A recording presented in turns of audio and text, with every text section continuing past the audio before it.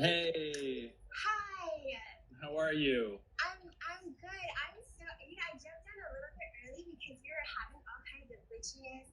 Like our email server shut down, Microsoft 365, all these because we have a full moon, right? And I think Saturn is out of retrograde, but we still had these little bitchy things. I thought I'm just gonna go on early, make sure everything works. That way when you're here, everything is good to go. We talked about crystals for a hot second. Amazing. I caught a little bit of that when I got on. So yeah, it's cool. I forget that, I don't talk about what's behind me and the different crystals. So we might do that like a solo live and talk about all the different crystals. But today we're here to talk about you and the things that you have to share. So first, I am so happy to see you. So thank you. I know you've been really busy doing all kinds of magic.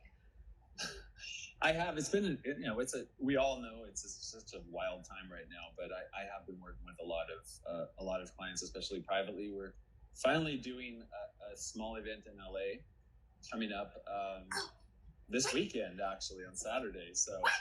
Yeah. How did I until now? Wait a second. We work together. You have first-hand knowledge? What?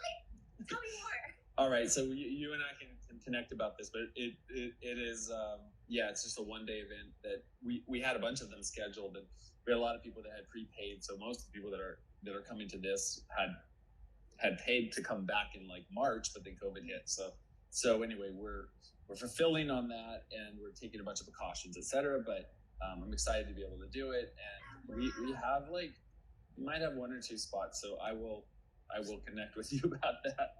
I'm hello. So anyways, yes, I've been working with a lot of people privately, and it's been beautiful because I haven't traveled where typically I'd be traveling all over. But I'm excited to be here with you. I'm excited to see you. I haven't seen you now. It's been almost a month, baby. Yeah, I think 3 weeks. So you guys, before we dive in more, let me just introduce you if you haven't yet read all the things that I've written about Dr. John Amaral, who is now just become such a dear friend. I'm so blessed for his energy in my life, but just in this world and everything that he does. So he's got over 25 years of experience. He's an author, he's a somatic energy healer, he does body work. He works with the top everyone in the world, A-list celebrities, entrepreneurs, athletes, influencers, leaders. I just told you I'm one of his clients, so that makes me feel really special. You're amazing. Extraordinary. And if you've watched the Goop Lab, is that the name of the series? Yeah, Goop Labs. Okay, if you watch Goop Labs, then you know who he is, and if you haven't, you definitely want to check out his episode because it gives you a visual to what John does, which I'm not going to be able to describe in the same way that you would get from watching that episode. But he's the founder of Energy Flow Formula, and he has his body-centered leadership programs, and he also just gave us a little sneak peek into something that he's doing this weekend, which is a part of those programs. And he's just a genius, and he combines quantum and energy, and it's neuroscience and ancient wisdom practices, and he helps us connect, all our bodies, our energetic bodies, our physical bodies, to really create levels of joy and clarity, and just brings us back to ourselves. And it's probably not the best way to explain it. That sounds pretty awesome. What I've got right now. But Serena, maybe you, because we got to work together a bit, and you got to have an experience, and maybe you could describe, what a session, just kind of what happened for you, or some, whoa, oops, whoa.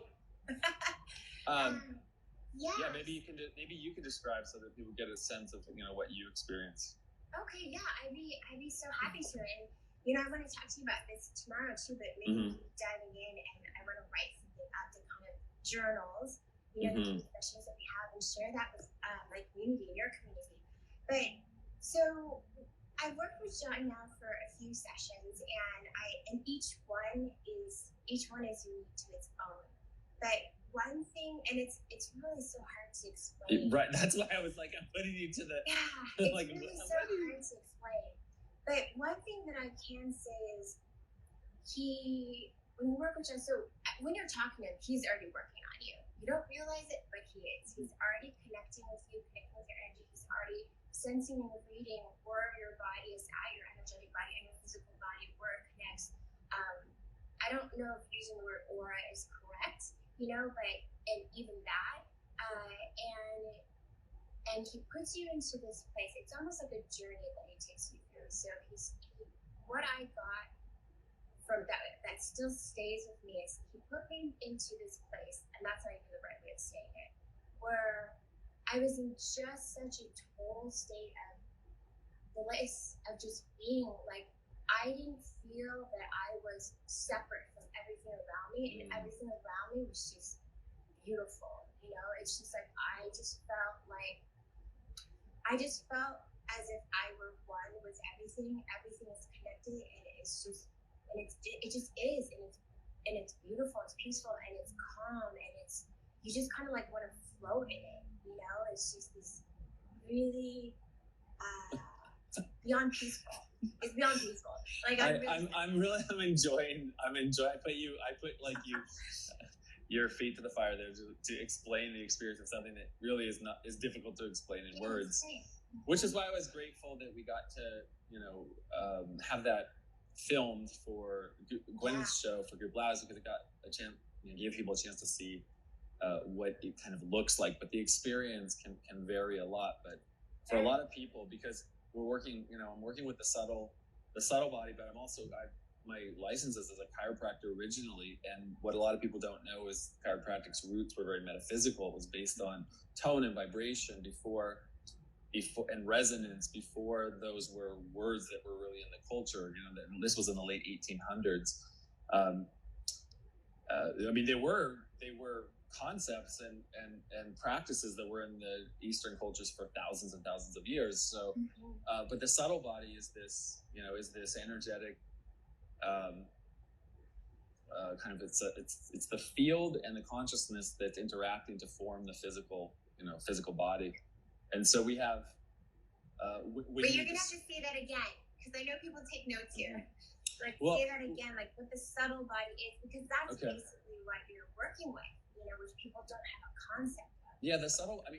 What most people some people get it conceptually, but most people don't really realize how much of our body is empty space. It's 99.999999999% empty space, because at the subatomic level, between the molecules, or inside the molecules, basically what the molecules are made up of is energy and information. And if you took a grain of salt as the nucleus of an atom, then like a big house would be the amount of space that would be between that little grain of salt and the roof of that house would be like the amount of space between the nucleus of an atom and the first electron. So what's happening is what we experience as physical material reality is almost all empty space. And that's of the 4.6% of the universe that is actually considered matter. The rest of it is all energy. And so even the matter is almost all empty space filled with energy. So basically everything is energy. So, and when we start working with the subtle body, what we're working with is the energy that is actually in flow, in motion, and is not the bound up kind of what feels like static, which is the physical, material world, which is only 4.6% of the universe. And at the subatomic level, that's all energy and space. We're working with where energy and consciousness come together in a way to form that material world, because energy is organized by consciousness. So certain different aspects of different depths, different experiences of consciousness then shape or shift the way that matter actually plays out. That's why someone can have spontaneous healing. That's why people can have cancer that, just is there and then isn't there. That's how people can have transformations where they, shift from injuries and disease processes that you think like this can't change, and then it does. It's because energy starts moving in different ways. Consciousness and awareness shifts, and the combination of those two makes a different physical reality. And so I'm working at that place, that nexus where those things meet, instead of working on your physical body or even working on the energy that's radiating out from your body. Yeah. You can do that, but there's there's this, when you're really working the subtle energy system, you're really working with energized consciousness or conscious energy. It's all one thing, really. And then fields shape how that energy moves. And fields are relationships between things. So like there's an electromagnetic field. There's fields of neurons that fire off in your brain. The field is all around us, and you could say the 0 point field, or the source field, or the field that connects everything within and around us. That field is organizing and shaping how our physical body and our energetic system plays out. So you have all these things happening: energy fields, flowing energy, energy moving, bound up energy that isn't moving freely. And then you have like different levels of awareness. And if you're just not as aware of because there was an injury or a trauma or an abuse or something, and your brain and body can't assimilate that energy, it has to go somewhere. So it shoves it somewhere. And your brain, when it can't fully associate with and accept something, it just is like, this doesn't exist, or I got to encapsulate this and put it somewhere. Right. And so when we were working, not getting into what exactly we did on the session, but we went out into the field around you, maybe I think it was about 5 feet off your physical body. And that is where a part of you.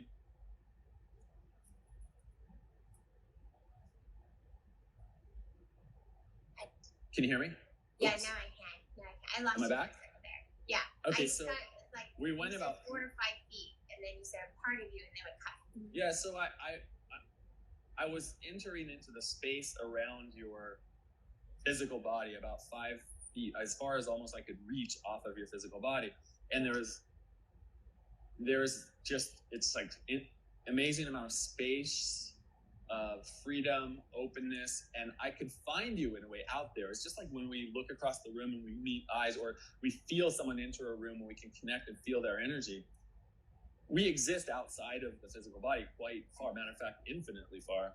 Mm-hmm. And so there's a place for you that we went way out, and then it was right at the interface where like you sort of merge with the universe. Yeah. And that was where you said, it felt like, we described earlier when we were talking about it, you felt like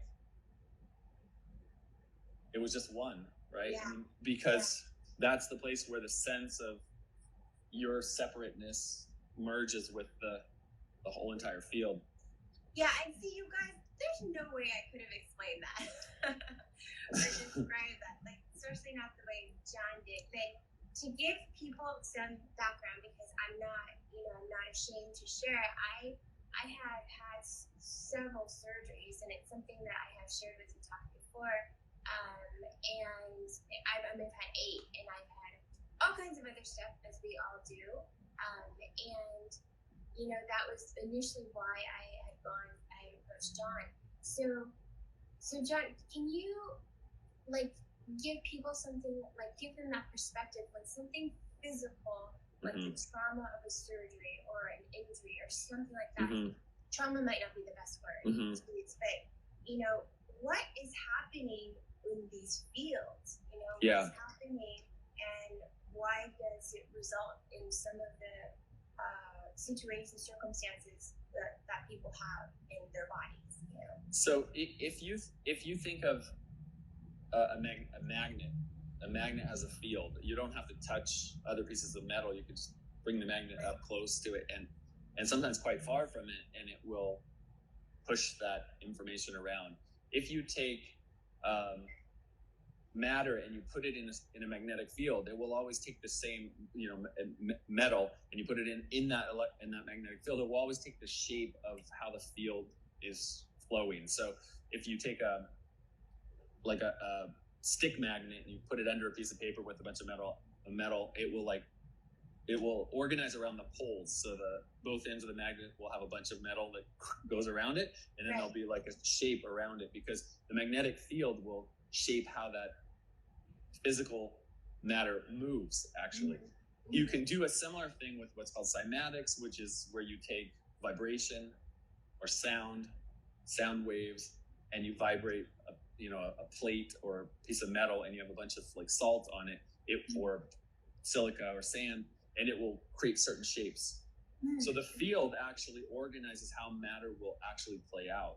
And if you try to move around all those little pieces of metal, which we could say in the body, you try to tinker around with all the individual cells, right, without addressing the field that's organizing it. And the body has many different types of fields. There are fields that organize and shape how matter moves and how cells operate in the body. So, for example, the heart.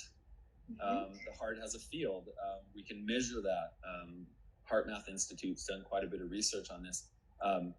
You can measure that field like about 3 feet from the body with a magnometer, a sensitive instrument. So there's a field, but that field of energy is influencing how other people's emotional system responds to you. That field determines what's happening with your health and your well-being. It affects your emotional state. So when shifts happen in your field, like you're feeling low, you're feeling a lack of coherence, a lack of flow, a lack of harmony internally, that translates out to your body, and it tells the cells, hey, there's discord, there's trauma, there's irritation. Right. And so your body and cellular system starts creating that reality. It creates the reality that's given to it by the field. So the field is always primary. Even Albert Einstein said, the field is the sole governing agency of the particle. The field determines what the particles are going to do.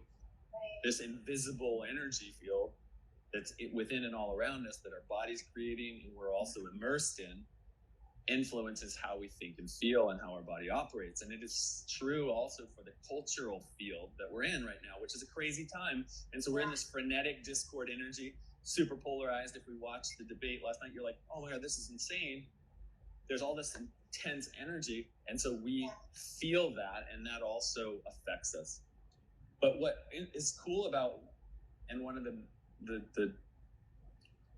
positive and encouraging things about what Heart Math found in their research is that as we get more coherent and we get more flow, and that field that is radiating out of our heart becomes more harmonious, and it flows within our body in a more harmonious way. Not only do we get healthier, more in sync, more energy efficient, more in flow, but we also become more sensitive to the energy in the field around us. So we feel things in a more non-physical way. We feel things that are going on behind the scenes more easily.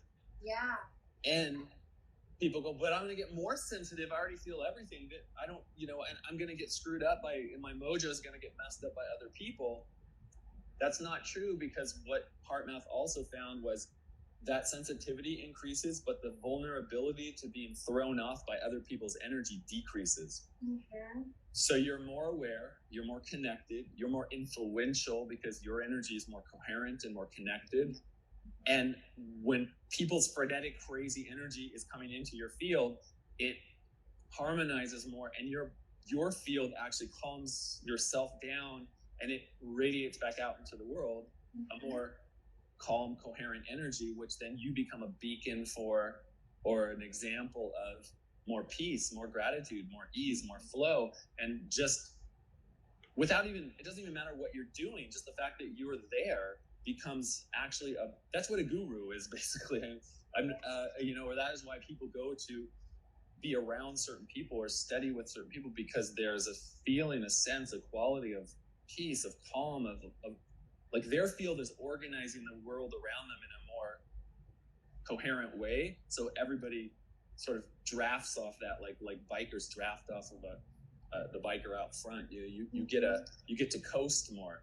And so that's one of the things that I'm working to help create in the individuals I'm working with. And there's also research that happened at the CARE Institute, which is the Princeton Engineering Anomalies Research Department, and they did 25 years of research on consciousness and the ability of human consciousness to affect the physical world, including inanimate objects.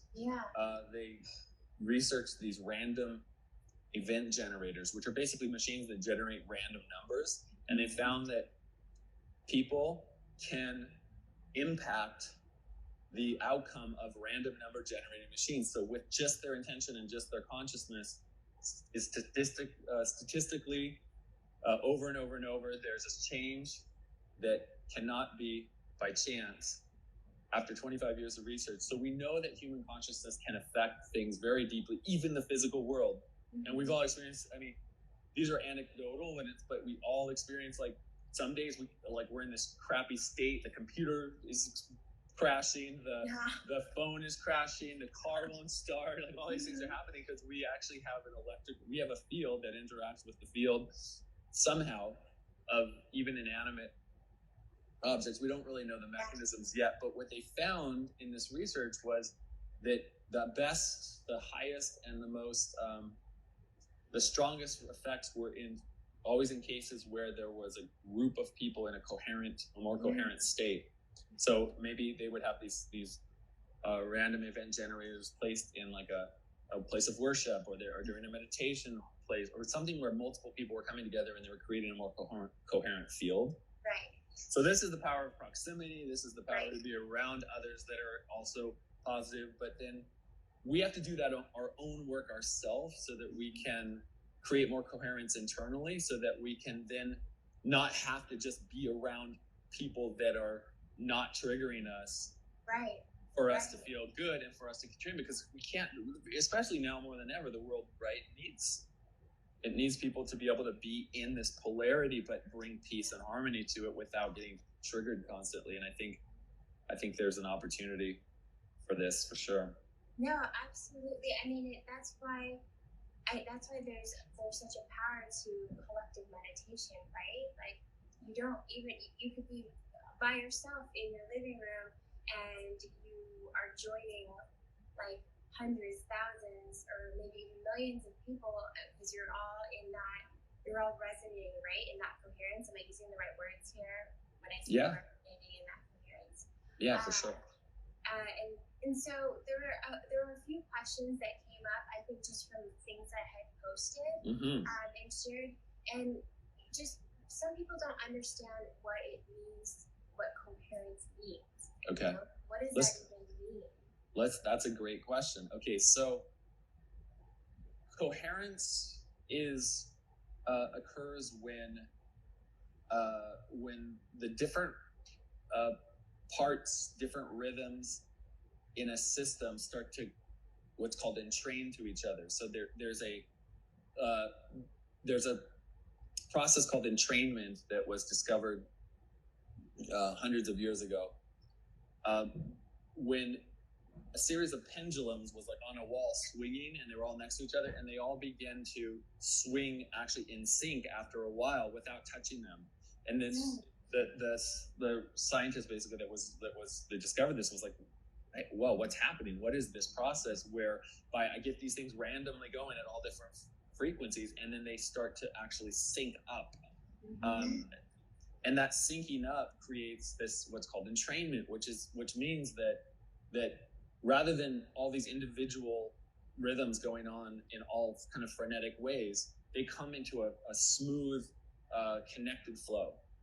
And in the body, we have what's called physiological entrainment, which means like your heart, your respiratory rhythm, your pulse pressure wave of your heart, the movements of your body, your gait, when you walk, all these things can be synced up, and they can become a very smooth flow. And when athletes are in the zone, it's a smooth, fluid, non-frenetic, very calm, connected state. It's this coherent state. So, also the word coherent means intelligible, right? It's like, so when someone's incoherent, they're babbling a bunch of nonsense. And when someone's coherent, it's like it all makes sense. It's all smooth. It all flows. And so it's a flow state. Coherence is a flow state. And that flow state is inherently affects other systems around it. And biologically, that's where like heart math research shows our heart, when we're more coherent, when we're more connected, when we're in flow, when we're more calm, it's like a smooth wave that's moving. And it actually shows up as a measurement when you look at heart rate variability. It looks like a smooth sine wave. When someone's in a fragmented, irritated, frustrated state, and you look at the wave of their heart rate variability, it looks jaggedy, like, and it's exactly what we feel when we're frustrated. We feel jaggedy, we feel, but when we're in the zone, in flow, we feel smooth and fluid. That's coherence.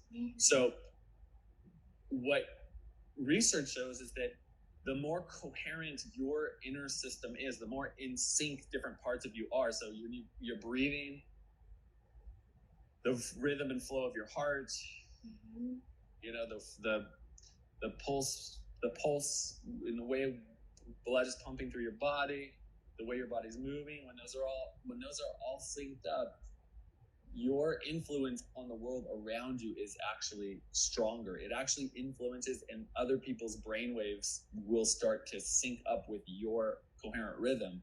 When you are in a more frenetic, irritated state, you will project that out into the space around you. This is what we feel in the world right now with all this, like, this freneticness. So to me, coherence is one of the most important things that we can actually contribute to and work on in our lives and in the world right now, because we need more interconnectedness. We need more flow. We need more ability to have different parts. And this is what's happening in the country right now and in the world. Different parts need to be able to relate to each other, even if they don't agree. We don't have to have the same perspective or the same beliefs, but that we can be in relationship with those other parts and start to find that somehow we can all coexist. And there can be a kind of coherence that comes out of that. That coherence can come from interconnection without necessarily agreement, but relationships between parts have to be able to be somehow in flow. And that's what makes a community, right? That's what makes a family. That's what makes a nation and a world work, because everybody's different and everybody has different energies and opinions and experiences. So we have to start with getting in sync within ourselves, and then that can translate out. That's so beautifully said. So beautifully said. So thank you for that. There was a few questions about whether or not this live will be shared. All the lives are shared, are saved, you guys. They asked if they would be saved. They're all saved.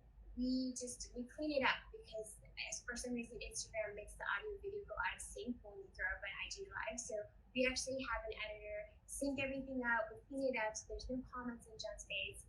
And then we put it back up. It takes us a few days sometimes. We're a small team, but we get it up and we let everybody know. So you can always see it on Facebook, and we'll start putting it everywhere to answer that question. But John, while you were talking, a question came up about, is this what you're doing when you work on individuals? Are you working with their coherence? Yeah, I'm actually looking.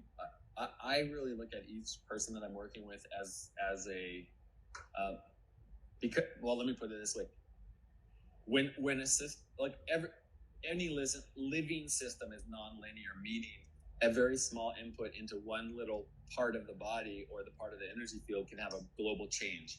So just a gentle touch behind, in the neck, or 3 or 4 feet off the body can influence something, and the whole person, the whole entire structure and posture and breathing and consciousness can shift. So I tested that.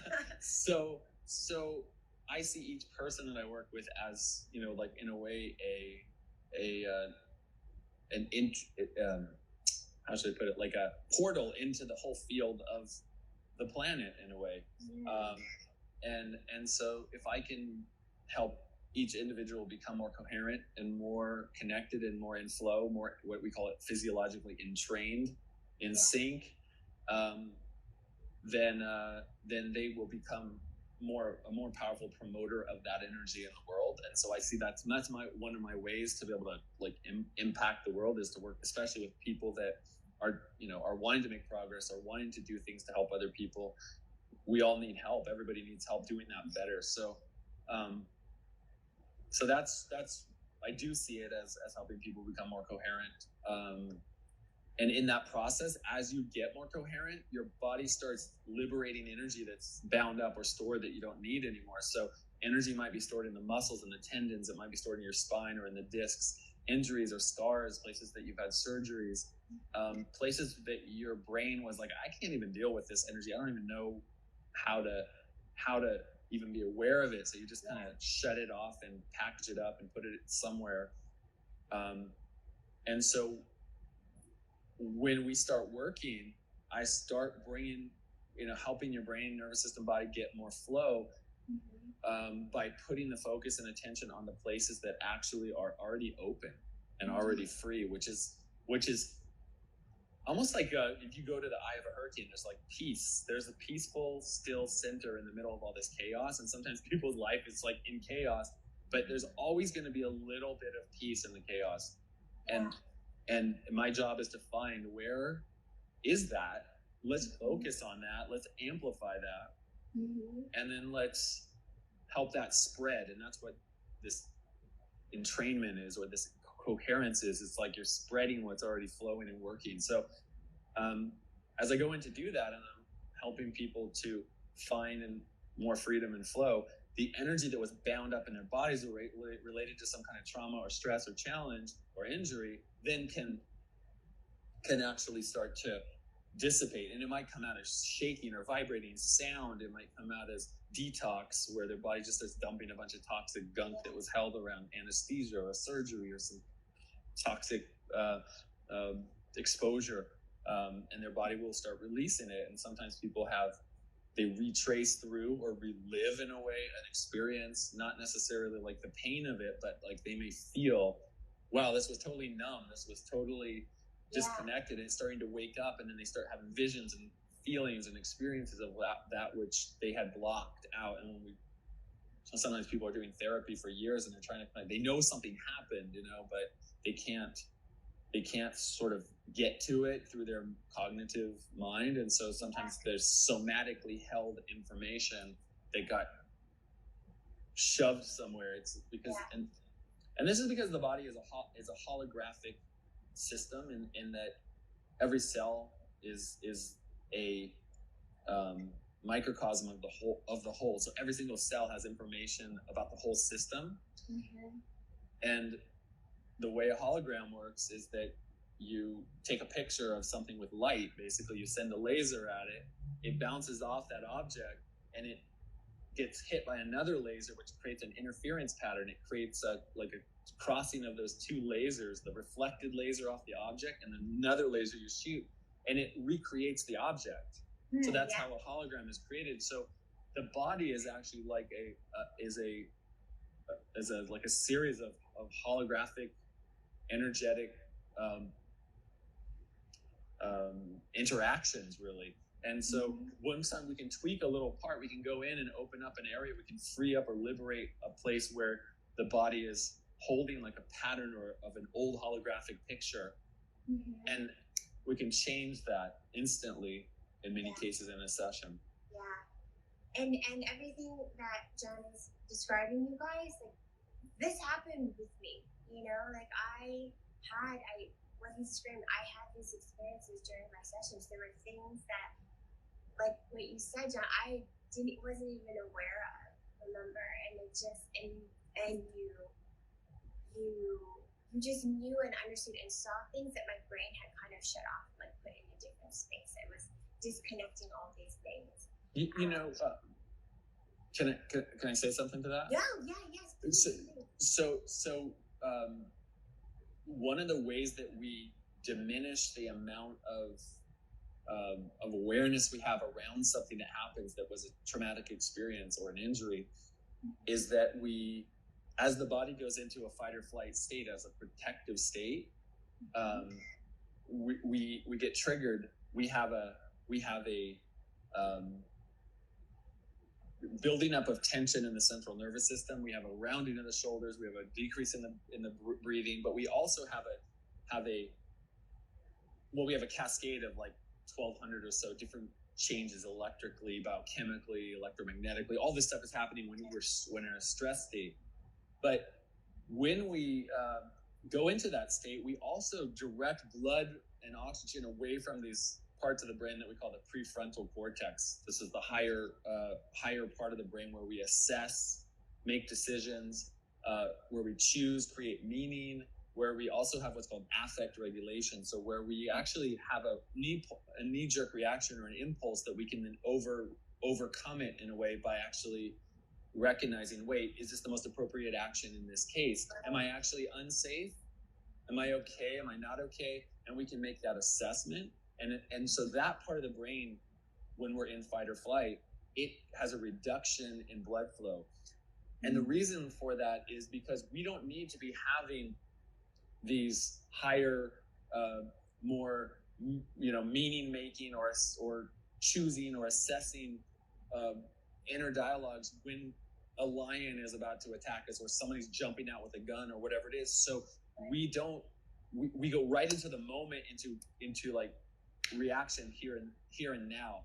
And so when experiences happen that put us into that fight or flight state and we check out of that part of our brain, a lot of what happens is that energy gets built up in the body. It stays stuck in that fight or flight state where the muscles are tight, the respiration is restricted, the body's in vigilance, and everything that we were experiencing, seeing, and feeling that would have been processed by that higher part of the brain gets set aside to deal with later.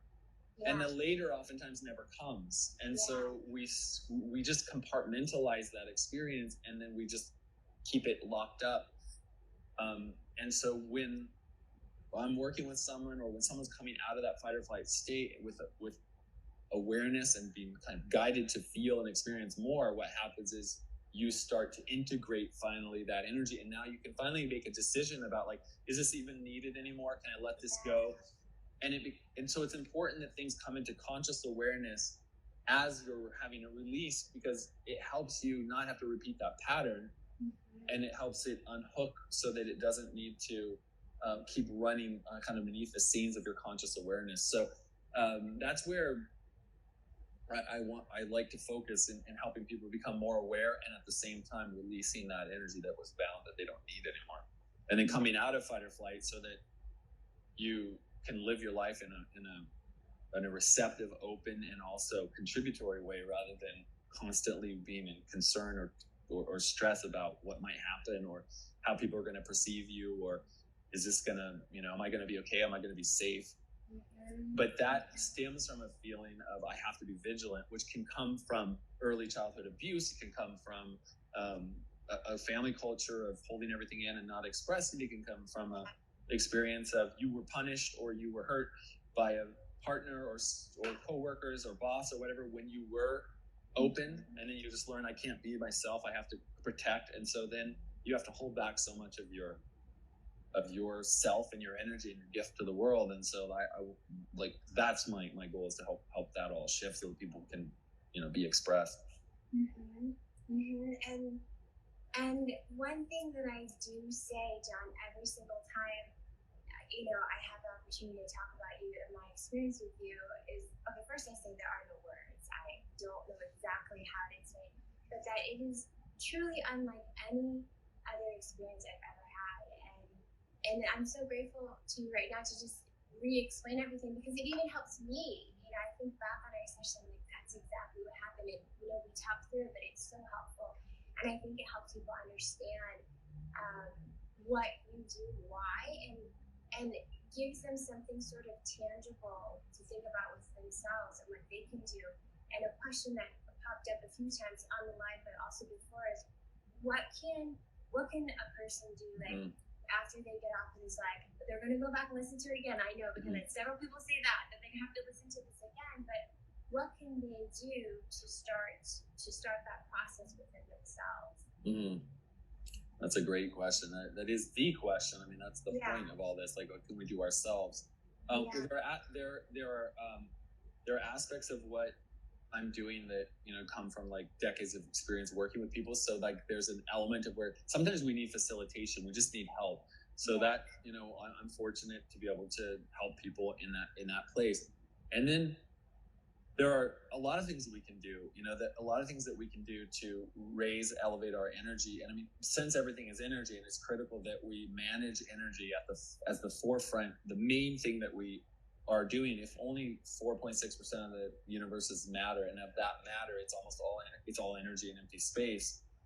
then we really have to look at the world and our bodies from a different perspective. Look at it from the perspective of, this is about, the flow of energy. Is energy flowing freely? Is energy bound up? Is it stuck? Is it locked? So how do I free it up? How do I gain more energy? So, and then it's not just physical energy, it's also the subtle, which is consciousness. Right. So this has to do with what we're focusing on, the meaning we make, that part of the mind, the cognitive mind, but it also has to do with the transcendent part of our mind, right? Our ability to connect to something beyond the thinking mind. So I saw someone asking a couple questions about transcendental meditation. Yeah. So meditation is everyone should be meditating. I mean, some kind of meditation. There are so many different types of meditation. There's TM. There's various guided visualization for meditations that many different teachers and people do.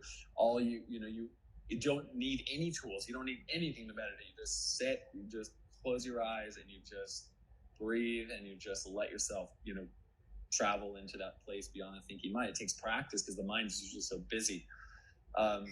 But meditation. So also sunlight. I mean, people should, I know we're concerned about UV and we're concerned the air quality was really bad with fires and everything, but some sunlight on your body. I mean, we are electromagnetic, electrical, biochemical. We are, we are very and energetic beings, and just having some sun on our body actually on a daily basis, even if it's just, for a short period, not so much where we get burned, but just being out, that we charge our bodies with sunlight.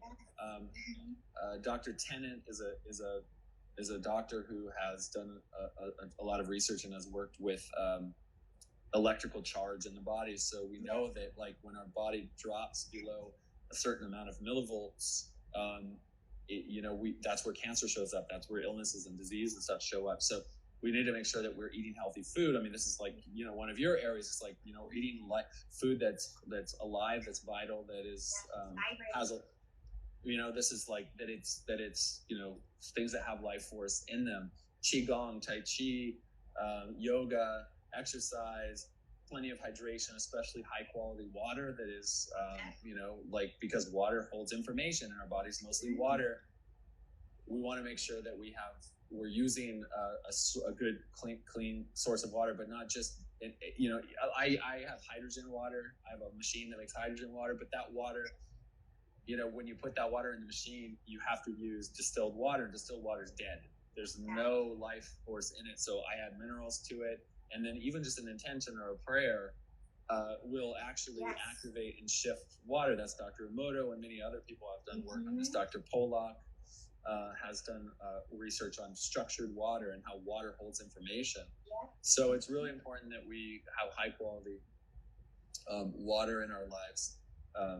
And so always get the best quality water you can get, for sure. And then just even with our food, just even just an acknowledgement, a blessing, or a prayer, or an intention. If our consciousness can impact machines, then it certainly can impact something that someone say sing to it. Yeah, sing to it. Yes. And this is what I talk about all the time with culinary alchemy.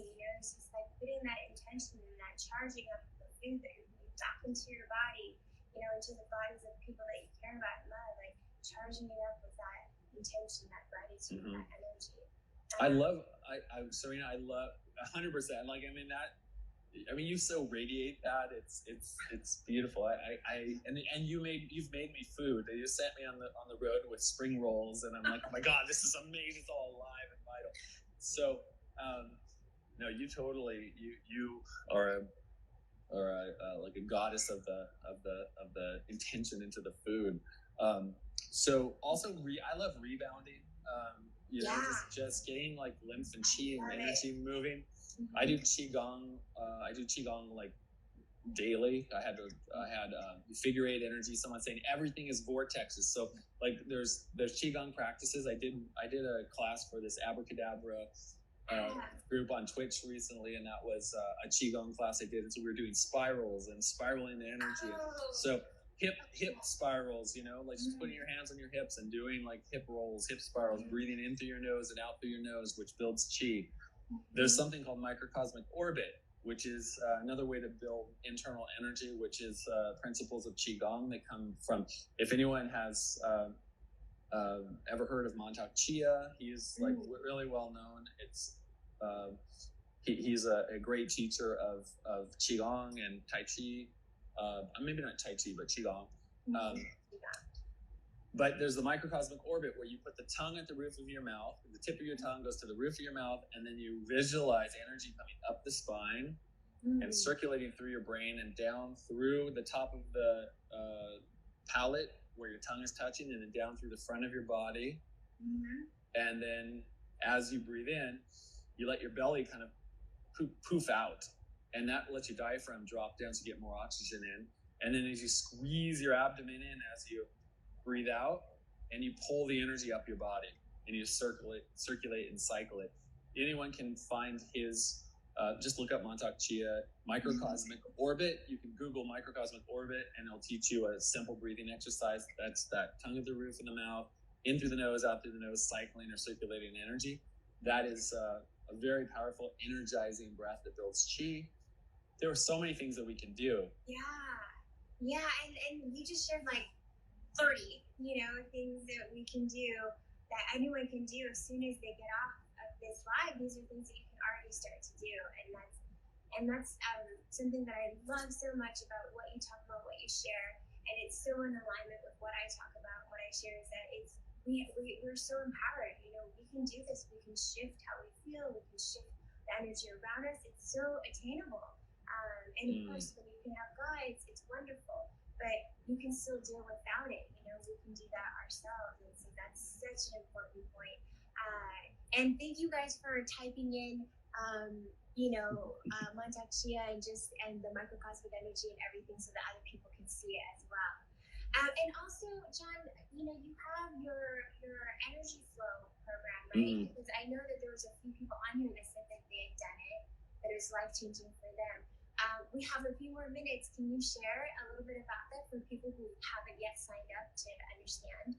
Okay, so I have something that I created on my website, which is johnamaral.com, so easy, which is free, and it's a 7-day course, like a 7-day free course called the Fight or Flight to Flow Challenge. And so anyone can go there and download it. You'll have it for 10 days for free, and then if people want to keep it, they can buy it for like $50 or something. So, but those are practices that can help you access and activate energy. And then I have a couple of courses that are also tied into that you can see if you sign up for that. If you do the free program, you can see they're super low cost and just teaching you about energy and taking you through some practices. And then I do live events in LA. I'm starting again this weekend on Saturday. I've got a day long, which is for a small group of people. I've got, I think, maybe one spot or two spots maybe available, I think. So, but people could reach out to me, DM me if they have interest in that. But if that one's full, then we have, we'll be doing it. We'll be doing them almost monthly here in LA. So people can this is what I do with my wife, and so people get an opportunity to get on the table, have a couple of sessions, and then be guided through some processes and do some teaching and learning. Betsy's going to be there. Hi, Betsy. And then I have deeper immersive work where I have a year-long program called the Body Center Leadership. It's a program where we have a small group of people. It's like just over 20 people, and we meet once a quarter, and we do 4-day-long immersive experiences, and we go deep into the teaching of all these principles and practices and the science behind it. And then I have private sessions, which I do, where people can have a limited amount of them, but I do sessions here in LA.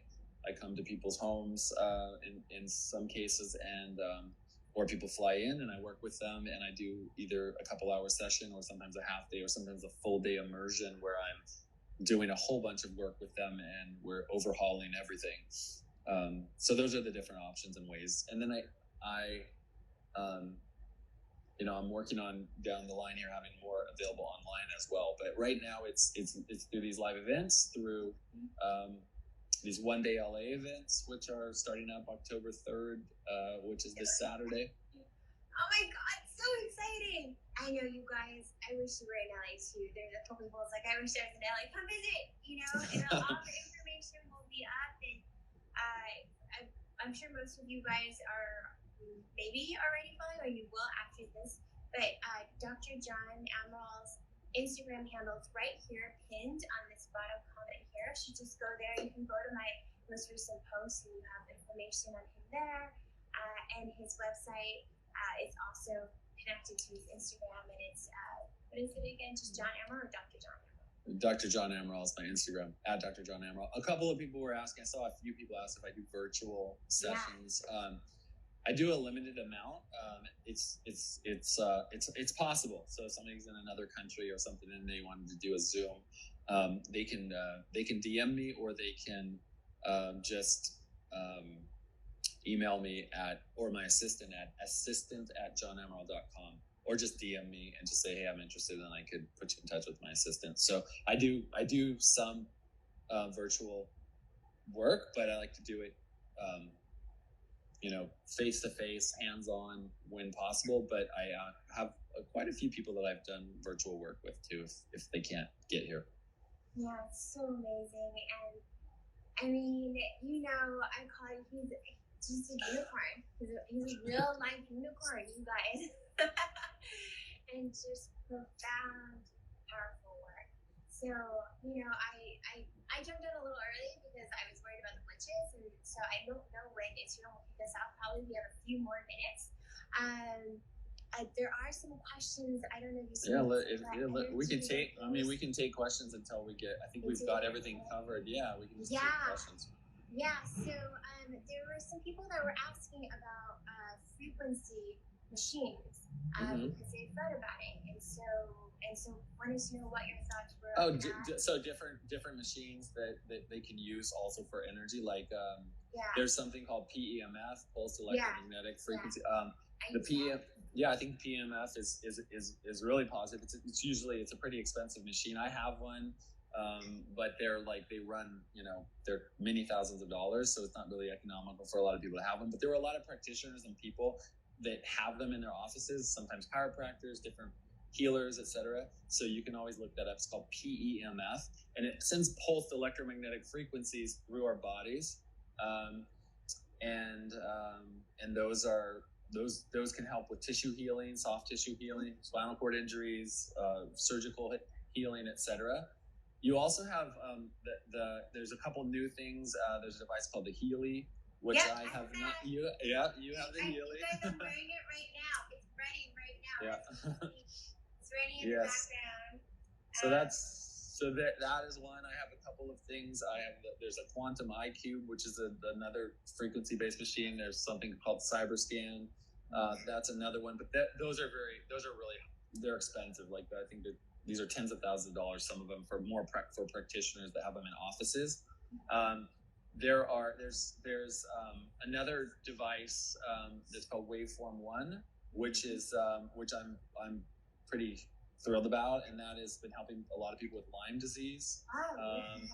And the Waveform 1 is a device that a friend of mine created who's based up in Vancouver, but they have had really good success with this device. And I think it's Yolanda Hadid, Gigi Hadid's mom, it's behind the company because she had really positive results with it and helped her clear Lyme's. So there's a lot of technology coming now. We're going to see a lot more on the machine side of things as we go further into the 21st century here.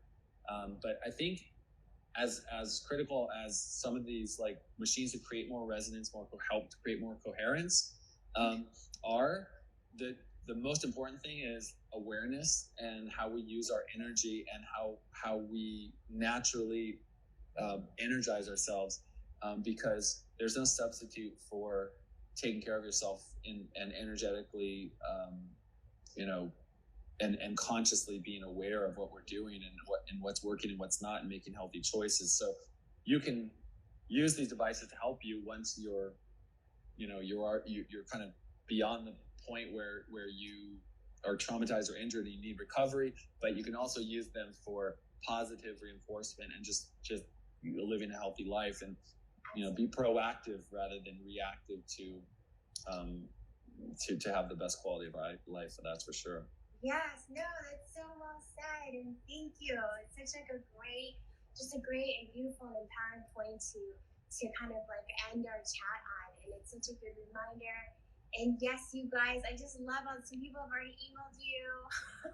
That's great, DM. And you guys, I have some blog posts up too about some of the devices that Dr. John talked about. So if you want to go there, you can read up. There's some more detailed information, and feel free to DM, both of us, either of us, if you want to learn a little bit more. So that was so much fun. I love that. That was so much fun. It is so much fun, and I'm so happy there's been so much engagement and so many people asking questions. Yeah. So I know. I think one. Do you want to wrap it now? Are we at that point? Yeah. Well, I so far I haven't seen people get kicked off. I'll start to see people get kicked off when like the numbers start to go, and then my phone is like, I'm bumped or whatever. But yeah, we can keep talking until it happens. So because this has been great, and I appreciate you so much. So we'll probably get kicked off in like a minute, but if there's something that you want to add, please do, and I will.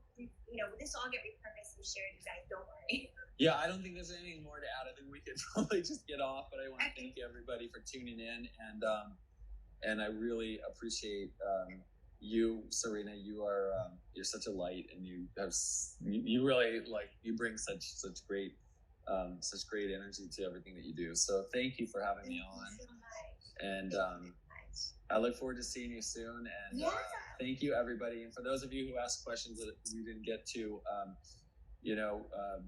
I hope that we get to do it again at some point, and we can go further. Oh yeah, for sure. You want to do this again? We can do it again. This is great. So let's plan on it. You guys, hearts. Let's see hearts. If you guys want hearts. So we'll for sure do this again. But thank you so much, John. I'll see you soon. I'll message you after this. And thank you guys so much. Thank you for staying with us this whole hour. And now so many people. Thank you, everyone. All right.